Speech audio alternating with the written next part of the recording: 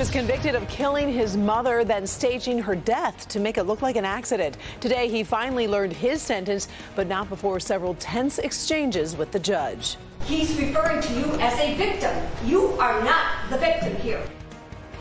After a long court hearing, ultimately, Mohammed Al-Tantawi was sentenced 35 to 60 years in prison. This was a case that goes back to 2017 when his mother was found dead outside their home in Farmington Hills. It appeared she had fallen out of a window. Investigators later determined the death was an intentional one and that she was smothered and then thrown from a second-story window. Pamela Osborne live tonight. Pam, this case has pitted family member against family member, and tonight we're hearing from the defendant's sister.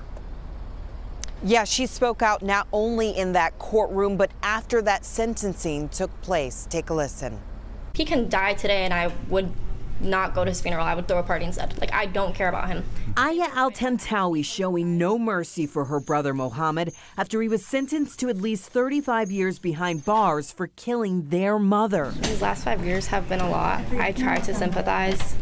I try to be empathetic, but there was no empathy in the courtroom for Mohammed, who seemed to portray himself as the victim, angering the judge. You're not the victim. You are not the victim. There were tears.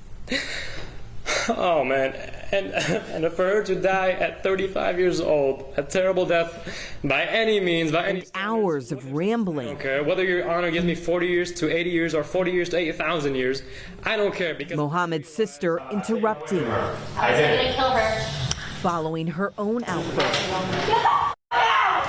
Ladies and gentlemen, you have brought It was a reaction to the one person who stood in defense of Mohammed, their father. Also that he's been convicted, wrongfully convicted, also that impacted me and his sister. That's not what the victim impact statement is about, sir. His victim impact statement cut short by the judge, who did not find his remarks appropriate. You are not the victim. He, I said he, not I. But if he's talking about you, sir, he's referring to you as a victim. You are not the victim here.